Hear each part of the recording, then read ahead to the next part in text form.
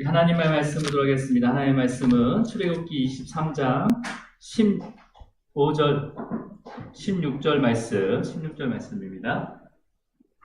출애굽기 23장 16절 말씀 우리 함께 합독하도록 하겠습니다. 함께 있습니다. 시작. 맥추절을 지키라. 이는 내가 수고하여 밭에 뿌린 것의 첫 열매를 거둡니다.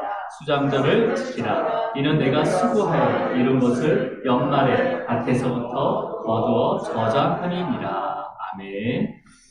기도하겠습니다. 주님 감사합니다. 2020년 또 마지막 예배를 또 주님의 은혜 가운데 드리게 하심을 감사합니다. 1년 52주 동안 주님께서 지켜주시고 또 우리의 삶을 주님의 것이라 고백하며 드려진 모든 손길 가운데 주님께서 축복하여 주시고 주님의 물질이 쓰여지는 곳에 주님의 나라와 영광이 드러나게 하여 주시옵소서. 오늘도 귀한 말씀을 선포가 될 때 성령님께서 각각의 심령을 온유케 하셔서 그 말씀을 잘 받게 하셔서 믿음이 자라게 하시고 또 믿음으로 또 2021년을 준비하게 하여 주시옵소서. 오늘도 주님의 또 인도하심과 또 주님의 또 은혜 가운데 우리의 삶을 돌아보게 하시고 또 결단케 하여 주시옵소서. 주님 감사합니다. 이 모든 것 예수 그리스도 이름으로 기도드립니다. 아멘. 아멘. 우리 인사 나누도록 하겠습니다. 주님으로 사랑하고 축복합니다. 네, 주님으로 사랑하고 축복합니다. 네, 주님으로 사랑하고 축복합니다. 네. 네, 오늘 본문 구절은요, 이스라엘 백성들이 매년 지켜야 할 세 가지 절기, 유월절, 맥추절, 그 다음에 수장절 중에서 맥추절과 수정절을 함께 이렇게 기록이 되어 있는 것을 볼 수가 있습니다. 하지만 오늘은 이제, 맥추절에 대한 법규를 우리가 살펴보도록 하겠습니다. 지금도 이 대부분의 교회는 맥추절을 지키고 있습니다. 그렇죠? 그래서 교회와 또 성도들이 맥추절을 어떻게 잘 지켜야 되는지, 또 어떻게 받아들이고, 또 우리의 삶 가운데 어떻게 적용해야 되는지를 우리가 한번 오늘 시간 묵상하도록 하겠습니다.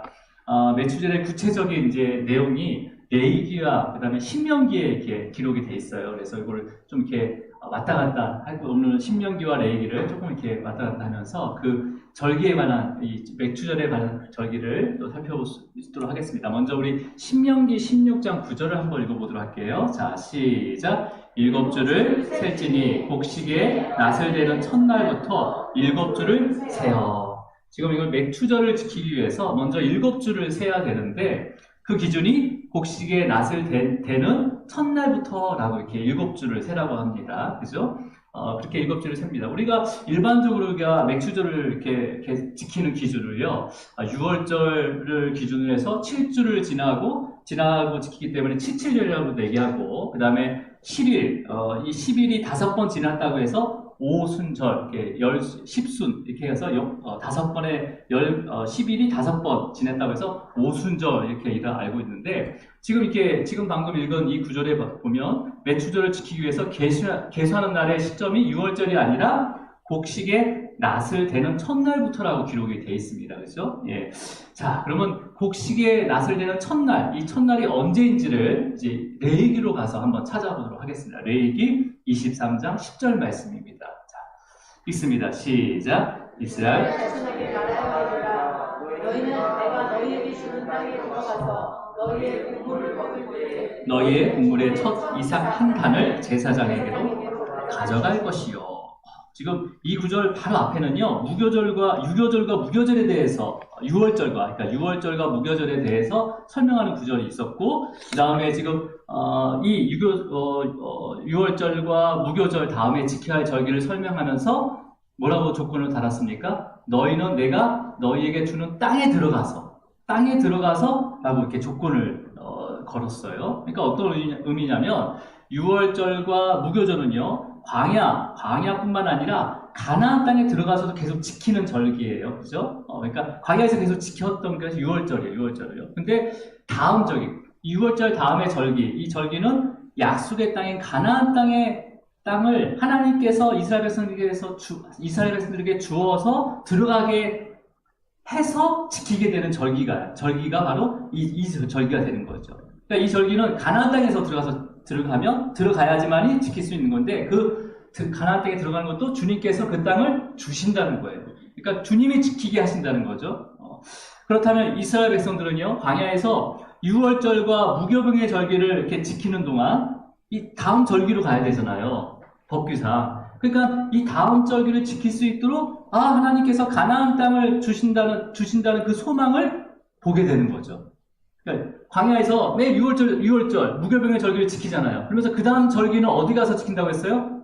가나안 땅에 들어가서. 그러니까 광야에서는 항상 6월절을 지키면서 어디를 바라보게 되는 거예요? 다음 절기를 지키는 이 가나안 땅. 그것도 하나님께서 주시는 거구나 하면서 그걸 소망하게 되는 거죠. 여러분, 여기서 무엇을 알 수 있냐면요. 하나님께서는 이스라엘 백성들에게 율법을 통해서 소망을 갖게 하시고 있어요. 그죠? 율법을 통해서도 소망을 갖게 하는 거잖아요, 지금요. 이 법규를 딱 내라 하면서 갈 수 없는 곳, 우리 힘으로 갈 수 없는 그 가나안 땅, 이미 많은 거주민들이 있던 그 땅을 갈 수 있다는 소망을 갖게 하는 거잖아요. 그죠? 자, 그러면서 이제 만약에 들어가게 되면 그 절기를 지키는데 그 방법은 어떻게 지키는 거냐면 레위기 23장 11절 말씀이에요. 이어서 읽도록 하겠습니다. 시작. 제사장은 너희를 위하여 그 단을 여호와 앞에 기쁘게 받으심이 되도록 흔들되 안식일 이튿날에 흔들 것이며 해서 지금 그 이삭 그 첫 단을요 여호와 앞에 제단에 가져가서 기쁘게 받을 수 있도록 흔들라고 합니다. 이 흔들다는 것은 이 제사의 방법이에요. 그래서 제사의 방법으로는 네 가지 방법이 있어요. 지금 이렇게 흔들어 드리는 게 요제라고 합니다. 그리고 태우는 게 화제, 그 다음에 부어서 드리는 게 전제, 그 다음에 올려서만 드리는 거, 이렇게 들고만 있는 것을 거제라고 해요. 이 네 가지 방법 중에 요제로 드리라고 해요. 자, 이게 왜 요제로 드리는 건지 또 뒤에서 알려드리도록 하겠습니다. 그래서 첫 이삭의 한 단을 이 안식이 이튿날에 제사장이 제단 앞에 가서 흔들어서 드리는 요제로 드리라고 하고 있어요. 이제 가나안 땅에 들어가서 어떻게 이 절기를 지키는지 방법을 알려주는 거죠. 자, 그래서 지금 이 제사는요, 그러니까 가나안 땅에 들어가서 매추절을 지키기 전에 가나안 땅에서 거두는 첫 수확이 되는 거죠. 이 첫 단은요, 그죠? 첫 단은 첫 수확이 되는 거예요. 이 첫 수확에 대한 하나님께 대한 감사이면서 또 앞으로 한 해 동안 이때가 이제 수확이 처음 시작되는 거예요. 이제 이 이후에 이루어지는 모든 수확이 하나님으로부터 주어진 것임을 고백하는 절기의 제사가 되는 거죠. 자, 그래서 근데 하나님께서 분명히 이스라엘 남자들에게 세 개의 절기를 지키라고 했어요. 절기를 지키기 위해서 예루살렘을 올라오라고 말씀을 하셨습니다. 근데 지금 레위기에서 보니까 6월절과 매추절 사이에 또 하나의 그 제사, 절기가 있는 거예요. 그죠? 절기가 있어요. 그러면 이 절기가 좀 어떤 절기인지 한번 더 보겠는데요. 우리가 이제 구약의 출애굽기, 레위기, 신명기의 기록을 보면요. 첫 이삭이라는 단어를 많이 씁니다. 그리고 첫 열매라는 단어도 많이 써요. 그러면 이 첫 이삭과 첫 열매는 어떤 작물의 어떤 거의 열매인가, 어떤 작물의 열매인가, 그거든요. 이제 6월절 절기가 들어있는 4월 초에 이걸 이제 바벨론식으로는 니산월이라고 하거든요. 이 4월 초에 갈릴리 북쪽이죠. 예수님이 갈릴리에서 사역하셨잖아요. 갈릴리 북쪽에 있는 게네사렛 평야, 베세다 평야가 같이 포함되어 있는 거예요. 게네사렛 평야에서 거두는 첫 보리단을 이야기합니다. 그러니까 이 구약의 말씀에서 첫 단은 이스라엘 지역에서도 북쪽에 있는 갈릴리 더 북쪽에 있는 게네사렛 평야에서 나오는 첫 이삭을 얘기해요. 보리 이삭을. 여러분, 게네사렛 평야는요, 갈릴리 지역이 화산 폭발로 이루어진 지역이에요. 그래서 화산 폭발로 형성된 평야라서 아주 되게 비옥합니다. 그래서 흙들이 약간 검어요. 검은색으로 흙이 된 평야예요. 그래서 이 지역을 누가 분배받냐면 납달리 지파가 분배를 받아요. 이 지역을. 그래서 이 검은 흙이기 때문에 햇빛이 약해도 빨리 흡수할 거 아니에요. 그죠? 그래서 다른 지역보다 빨리 수확을 할 수 있는 지역이 바로 게네사렛 평야입니다. 얘가. 그래서 가나안 땅에서 가장 먼저 수확이 이루어지는 지역이 바로 여기예요. 그러니까 지금 첫 단을 드리라고 했잖아요. 그러면 어디서 가져온 거예요? 이거는 그 게네사렛 평야에서 첫 보리 수확한 단을 가져온 거죠. 그래서 이제 이 게네사렛 평야에서 첫 보리단을 거두잖아요. 그러면서 그때부터 순차적으로 그 가나안 땅의 전 지역의 첫 보리 수확이 지역마다 이루어지는 거예요. 그러면서 7주가 지나는 맥추절까지 가나안 땅의 모든 지역에서 첫 보리 수확이 시작되는 거예요. 이해하셨어요? 이 개념이 되게 중요합니다. 예를 들어 뭐냐면 단풍이 들잖아요, 우리나라에. 그러면 한꺼번에 쫙 드는 게 아니라 어디서부터 들기 시작합니까? 설악산 대천봉부터 들기 시작해서 마지막에 저기 남쪽까지 가잖아요. 그래서 단풍 들었다 하는 것은 이 끝에까지 단풍이 들었을 때 단풍이 들었습니다 라고 얘기하잖아요. 그죠? 이거 똑같은 거예요. 그러니까 지금 그러니까 맥추절까지가 첫 보리 수확이 전 지역에서, 가나안 땅 전 지역에서 이루어지는 시기란 말이에요. 자, 그렇기 때문에 여러분 맥추절을 첫 보리를 거두는 절기라고 해도 틀린 표현은 아니에요. 그죠? 그렇잖아요. 이 처음 6월절이 지난 후 이튿날 안식일 이튿날에 첫 이삭단을 드린 날도 첫 보리를 수확한 거고, 맥추절 때도 이 첫 보리를 수확하는 지역이 있기 때문에 첫 보리를 수확하는 절기라고 해도 틀린 표현은 아니잖아요. 그죠? 틀린 표현은 아니에요. 자, 근데 이제 6월절쯤 첫 보리를 이제 거두게 되면, 게네사렛 그 평야에서 거두게 되면, 그 다음에 6월절 다음은 안식일이에요. 그렇기 때문에 일을 할 수가 없잖아요. 그러니까 안식일 그 이튿날에 지나서 이튿날에 첫 보리단을 거두어서 제단으로 가져오는 거예요. 제단으로 가지고 와서 제사장에 드리게 되는 거죠. 그래서 이날을 초실절이라고 합니다. 들어보셨어요? 초실절? 안 들어보셨죠? 예, 초실절. 그래서 6월절과 초실절이 연결된 거고, 그죠? 6월절, 그러니까 무교절 사이에 초실절이 들어가 있는 거예요. 그러면서 이 초실절 이후에 이 초실절 기준으로 해서 7주가 지나야지만 어떤 절기가 지키는 거예요? 어떤 절기를? 맥추절. 그러니까 6월절, 초실절, 무교절, 6월절은 무교절과 같이 연결되어 있으니까 그 사이에 초실절이 있고 맥추절이 있는 거예요. 그러니까 지금 6월절, 초실절, 무교절, 맥추절은 다 하나인 거예요. 한 세트예요, 한 세트. 이 개념이 또 중요합니다. 자, 근데 이 초실절은 광야에서 지켰던 절기가 아니라 가나안 땅에 들어가서 6월절과 무교절과 함께 지키게 된 절기인 거죠. 그렇죠? 그래서 일반적으로 6월절 이후에 7주 지난 다음 날이 맥추절로 지킨다라는 표현은 틀린 건 아니에요. 틀린 건 아닌데, 틀린 표현은 아니지만 이 초실절에 대한 의미를 놓칠 수가 있어요. 자, 그러면 여러분, 그러니까 지금 초실절 기준으로 7주가 지난 다음에 맥추절이 있기 때문에 기준이 딱 초실절이란 말이에요. 그러니까 이 맥추절과 초실절은 하나랑 똑같아요. 그러니까 6월절과 무교절이 하나인 것처럼 또 중간에 초실절과 맥추절이 하나예요. 근데 이 초실절은 6월절과 무교절 사이에 있어요. 그러니까 6월절, 초실절, 무교절, 그 다음에 6월절, 초실절, 맥추절은 하나라는 거예요. 이 세 개가. 네, 한 사이클이라는 거죠. 자, 그러면 여러분 이러한 배경에서요, 예수님께서 말씀하신 첫 열매는 가나안 땅에 들어가서 예수님께서 말씀하시는 첫 열매. 물론 포도에 대한 첫 열매, 무화과에 대한 첫 열매도 하지만 이 첫 열매의 진짜 개념은 가나안 땅에 들어가서 게네사렛 평야에서 처음 거두어서 초실절에 드린 첫 보리단을 바로 첫 열매라고 하는 거예요. 왜 그래야지만요. 어떻게 연결이 되냐면 예수님께서 6월절 전날에 잡히셨잖아요. 그리고 6월절 당일에 십자가에 죽으셨어요. 그리고 안식 후 첫날에 부활하셨잖아요. 그죠? 그러니까 가나안 땅에 들어가서 6월절을 드리고 안식 후 이튿날에 초실절에 드린 그 첫 보리 이삭단이 뭐가 되는 거예요? 부활의 첫 열매가 되는 거예요.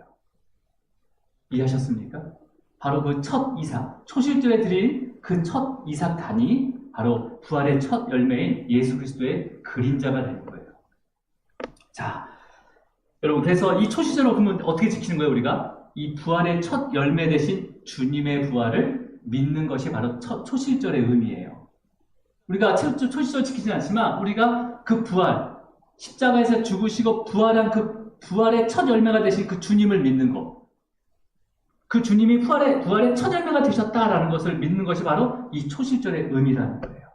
자, 그러면 그래서 주님께서는 이 초실절을 십자가에 죽으시고 부활하심으로써 이 초시절의 절기를 완성하신 거잖아요. 그죠? 자, 그러면 이제 가나안 땅에 들어가서 이제 초시절에 시작되는 그 첫 보리 수확부터 이제 가나안 모든 지역에 그 첫 보리 수확이 이루어지는 그 맥추절을 이제 어떻게 지켜야 되는 건지를 신명기에서 또 찾아볼 수가 있는데, 우리 9절과 10절을 이어서 읽을게요. 이제 9절과 10절을 시작. 7주를 셀지니 곡식이 낫을 내는 첫날부터 7주를 세어 내 하나님 여호와 앞에 77절을 지키되, 내 하나님 여호와께서 내게 복을 주신 대로 내 힘을 헤아려 자원하는 예물을 드리고.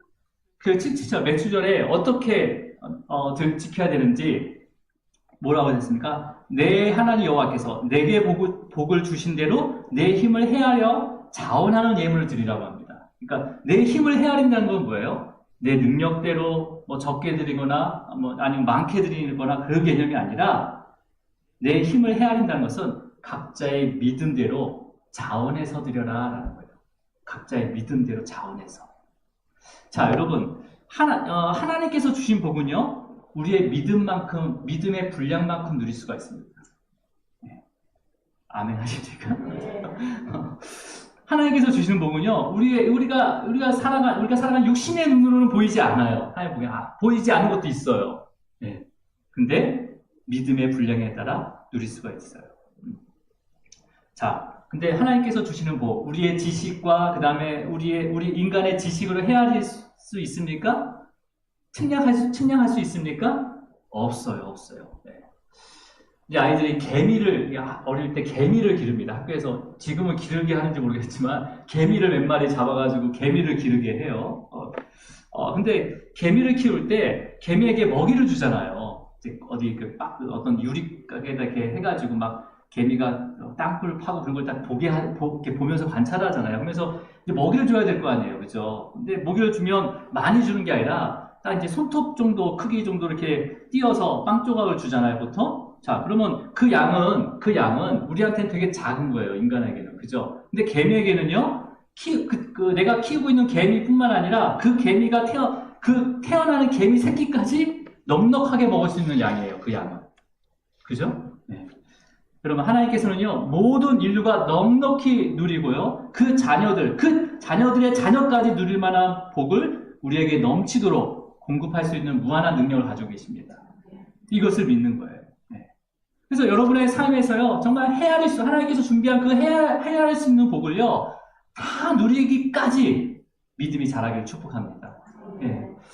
자, 그래서 믿음으로 자원하며 드리는 구체적인 방법, 맥추절의 그 제물을 구체적인 방법을 또 레위기에서 찾을 수가 있습니다. 우리 레위기 23장 17절 말씀입니다. 자, 함께 있습니다. 시작.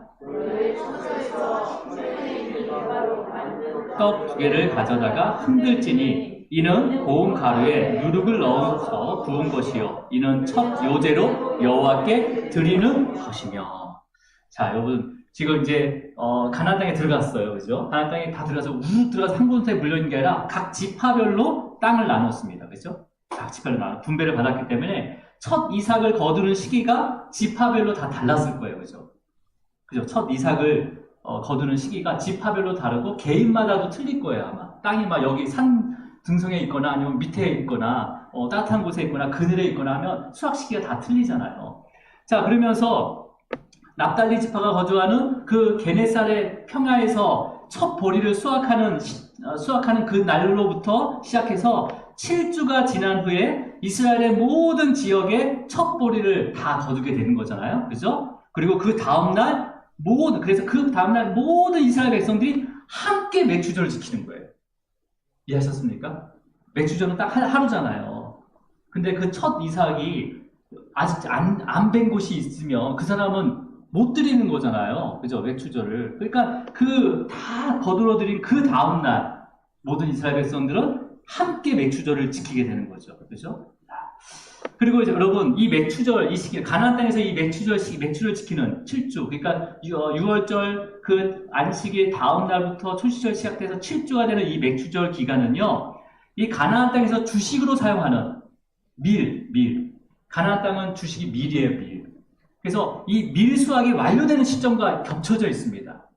밀수확이 완료되는, 밀추수를 하는 거죠. 이 밀추수를 다 끝내는 시점과 겹쳐져 있어요. 그래서 각 초소에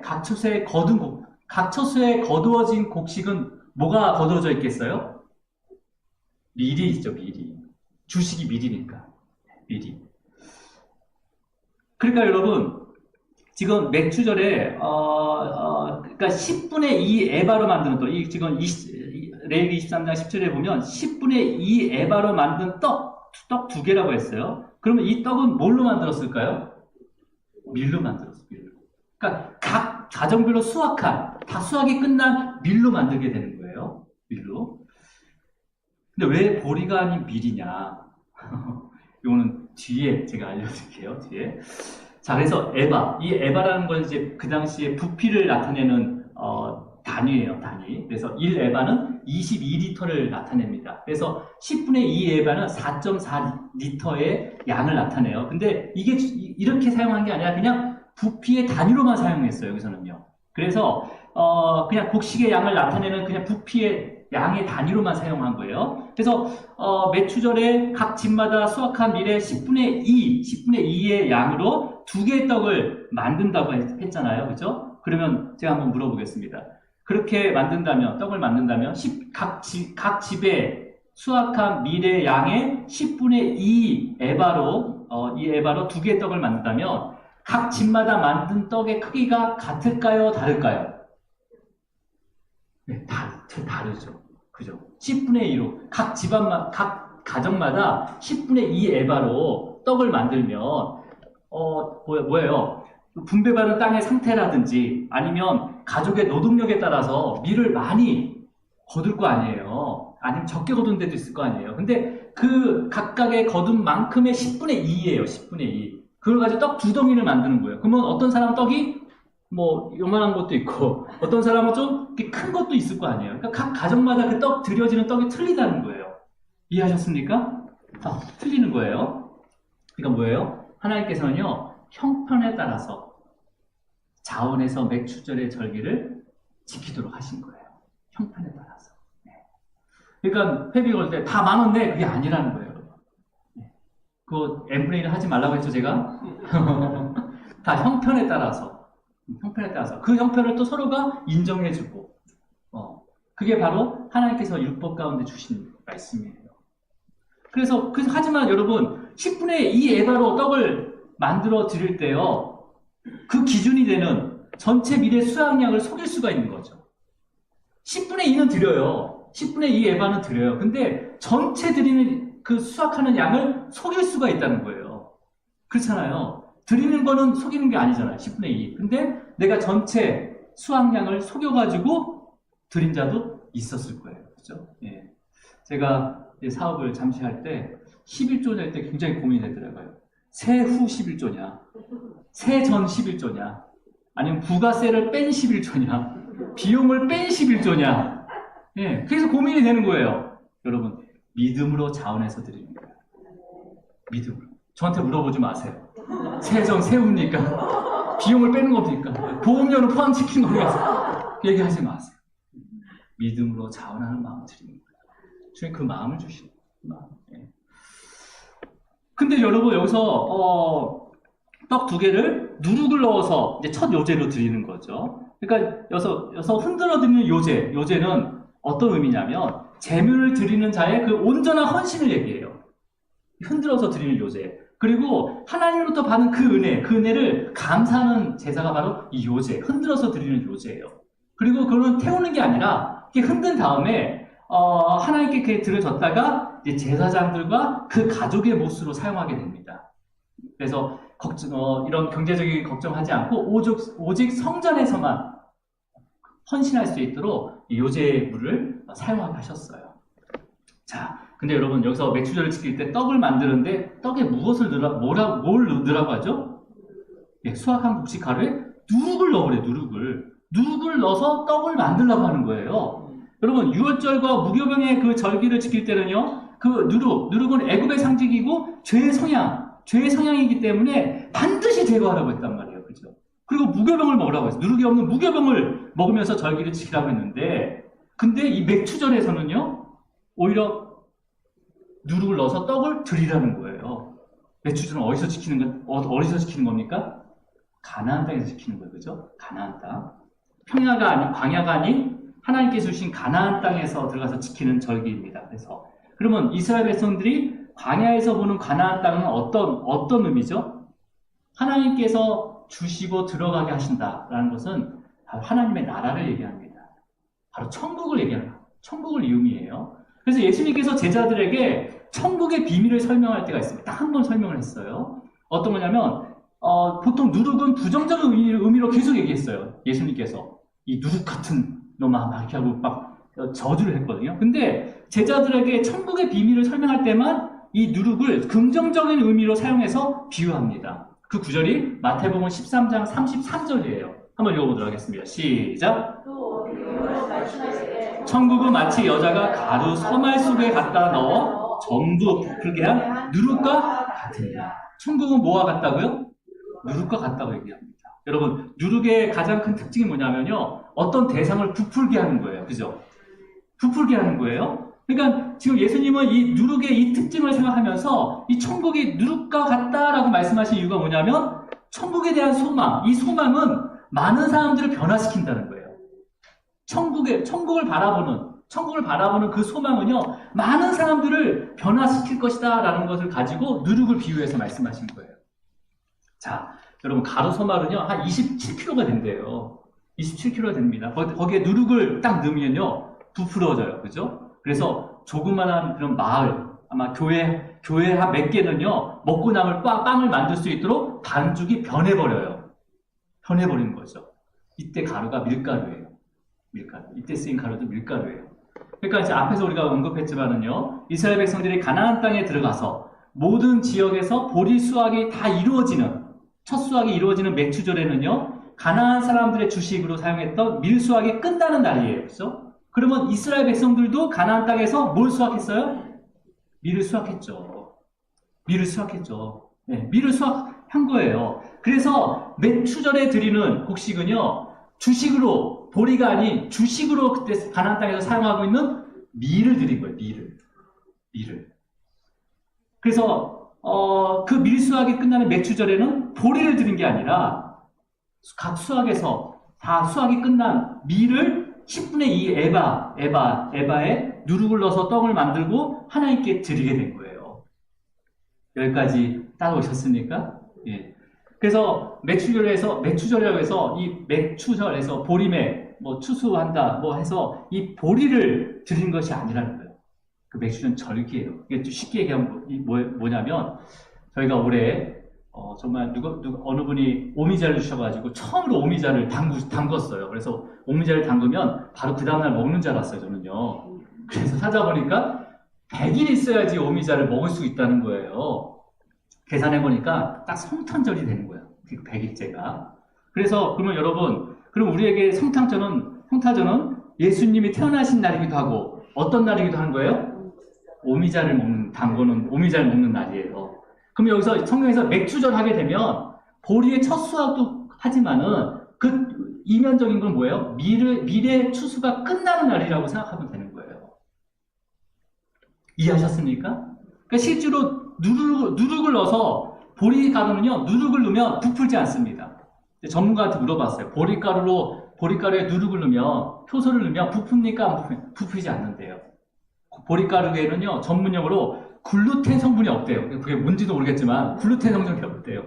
근데 밀가루는 그게 있다는 거예요.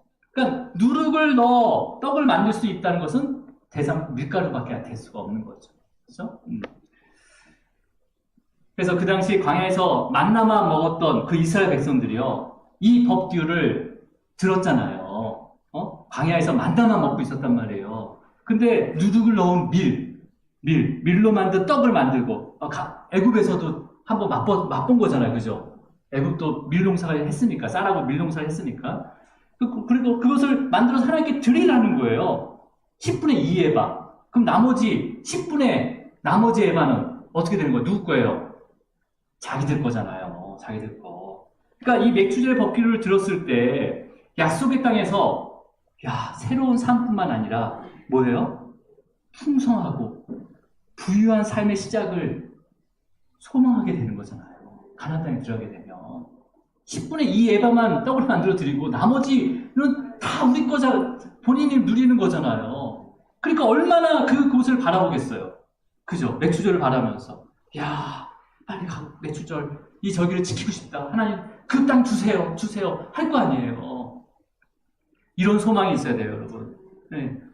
자, 오늘 본문 구절 이제 23절 16절 읽도록 하겠습니다. 시작. 맥추절을 지키라. 이는 내가 수고하고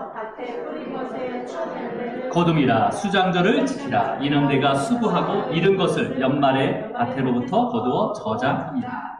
근데 지금 시내산 앞에서는요, 모세에게 주신 그 맥추절의 법기는요, 단순히 그냥 내가 수고하여 밭에 뿌린 첫 열매를 거두라라고만 돼 있잖아요. 그죠? 근데 우리가 레위기와 신명기를 이렇게 종합해보면 뭐예요?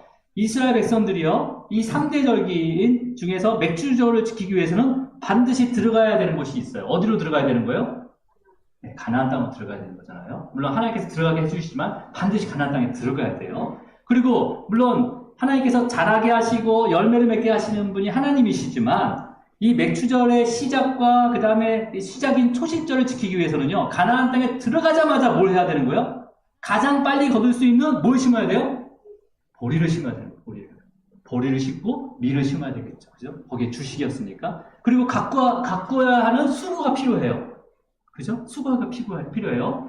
그래서 가나안 땅에서 첫 보리가 수확되는 그 초실절부터 맥추절까지 그 가나안 땅에서도요, 이 초실절부터 맥추절 그 사이는요, 가나안 땅에서도 1년 중에 가장 먹을 것이 없는 곳이에요. 없는 시기예요, 이때가. 그러니까 거의 진짜 또 다른 광야 같은 시간이죠. 가나안 땅에 들어왔는데도 불구하고. 근데도 들어오자마자 첫 보리를 심었단 말이에요. 근데요, 여러분, 그 가장 어려운 시기에, 그러니까 초실절부터 맥추절을 했잖아요. 그럼 초실절에 첫 수확하는 게 뭐였습니까? 보리였어, 보리. 그러니까 조금씩 수확하는 이 보리가루를 먹으면서 맥추절까지 기다릴 수 있었던 거예요. 그 가나안 땅에서. 자, 여러분. 그러면서 밀 수확이 끝나는 그 맥추절이 되면 각 가정마다 이제 수확한 그 밀의 10분의 2 에바로 누룩이 들어간 떡 2개를 만들어서 하나님께 드리고 자신들도 이제는 발효된 그 밀떡을 먹게 되는 거죠. 그러면서 이제 수장절, 이제 그때부터 첫 무화과가 열리기 시작하는 거예요. 그때 이후부터. 그래서 무화과, 열매, 그 다음에 올리브, 그 다음에 포도 이렇게 줄줄이 열리거든요. 그래서 그런 여름 과실, 이 특산물이에요, 예루살렘에. 이 과실을 저장하는 게 바로 수장절이에요, 초막절.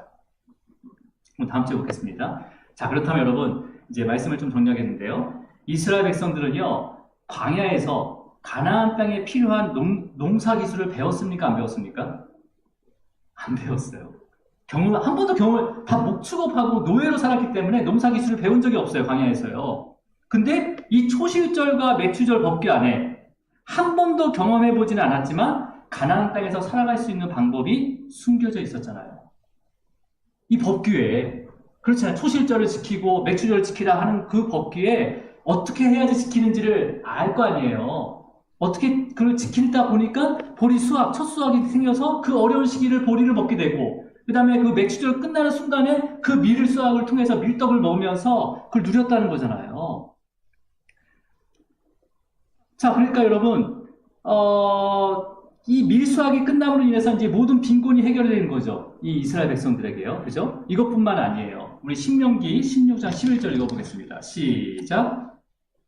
너와 내 자녀와 너희와 내 선생님들 레위인과 너희 중에 있는 백과 보아와 가토가 함께 내 하나님 여호와께서 자기 이름을 지으려고 택하신 곳에서 내 하나님 여호와께서 즐거워해 주리라. 자, 지금 내 하나님께서 자기의 이름을 두시려고 택하신 곳은 어디예요? 바로 성막입니다. 성막. 그죠? 성막에서 무슨 일이 일어나고 있어요? 가족뿐만 아니라 노비와 레위인과 나그네와 고아와 과부까지도 함께 음식을 나누고 있다는 거예요, 지금. 이게 어떻게 가능합니까? 그 맥추절에. 여러분, 이스라엘의 그 각 처소에 또 각 가정에서 10분의 2 에바로 떡을 2개 만들어서 하나님께 요제를 드리라고 했잖아요, 그죠?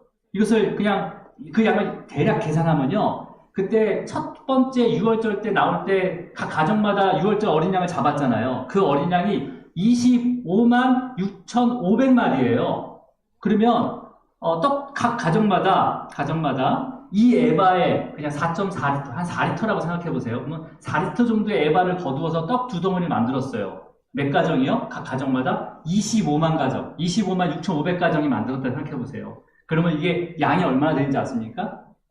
거의 1,100톤이 돼요. 1,100톤. 여러분 이 정도는 안 놀래죠? 1,100톤.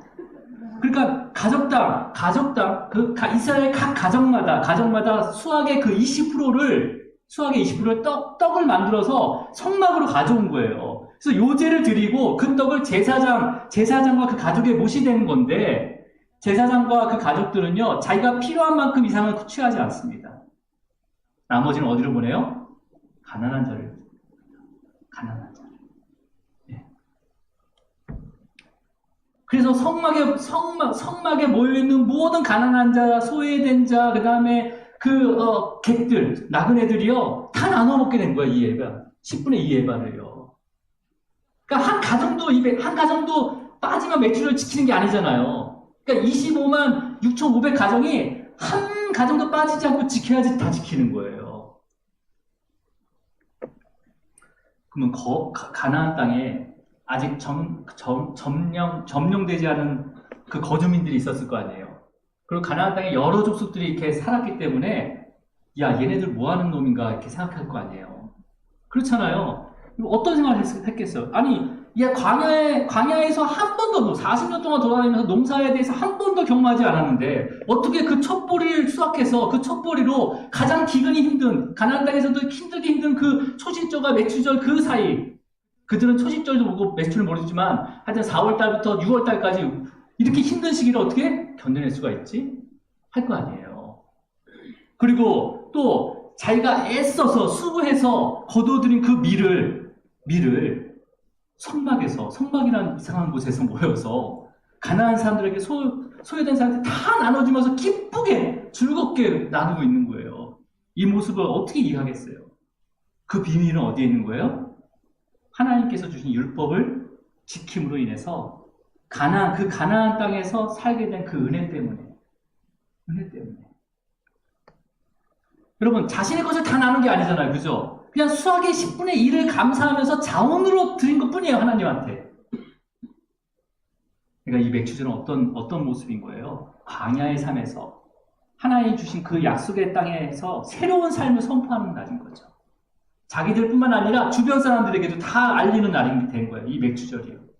자, 여러분, 이스라엘 백성들이요, 가나안 땅에서 정말 이렇게 지켰는지 정확히 알 수는 없습니다. 근데 예수님이 오시기까지 아마 맥주절을 그냥 하나의 그 추수한 곡식을 추수한 그 곡식을 감사하는 마음으로 드리는 그냥 명절로만 지켰어요. 형식적으로 지켰어요. 이러한 내용을 다 지키지 않았어요. 그러니까 가난한 자가 계속 있잖아요. 그죠? 그렇다면 저와 여러분은 맥주를 어떻게 지켜야 되는 거예요? 저 여러분은요? 율법대로 지키는 거예요? 예수님께서 6월절에 죽으셨어요. 그리고 안식일 그 다음날, 이튿날 부활하셨습니다. 그죠?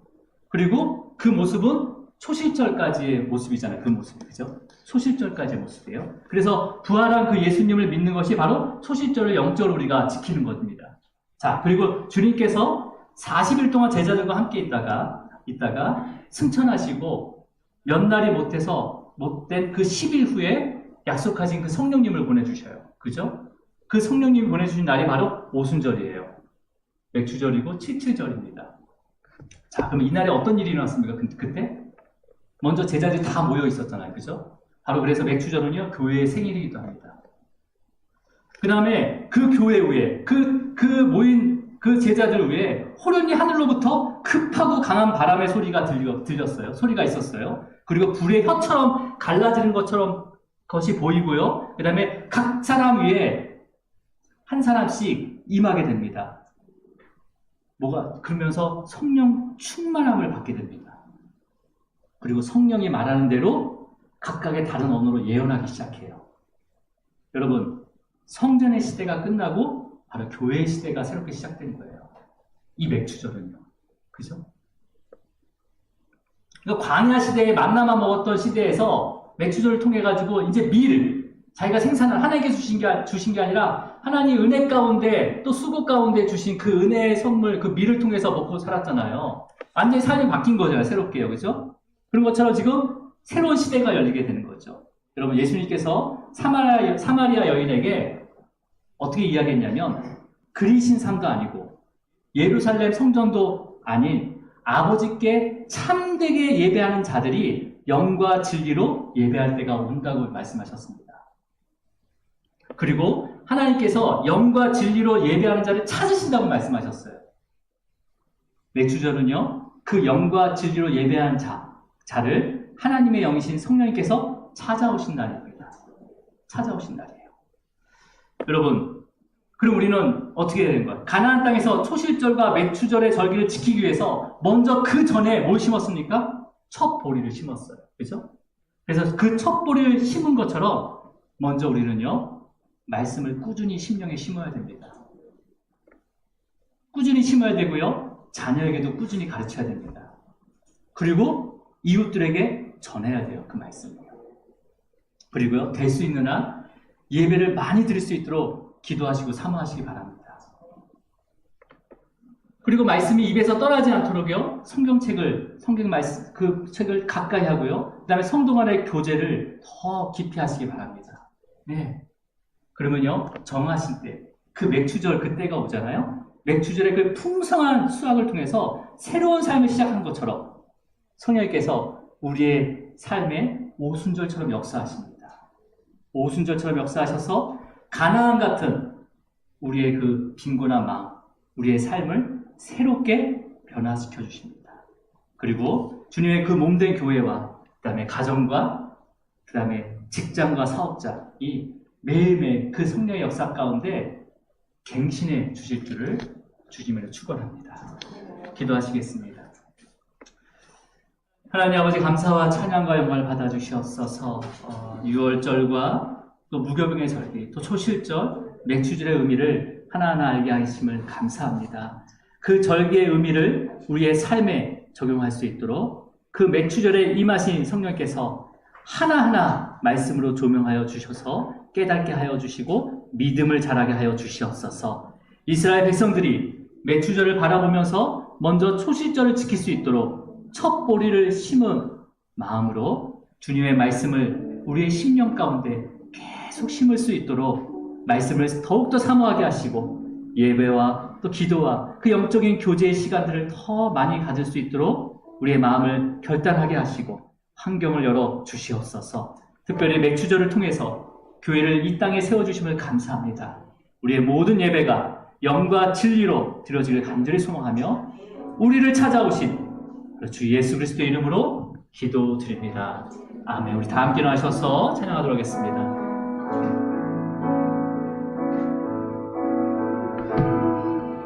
오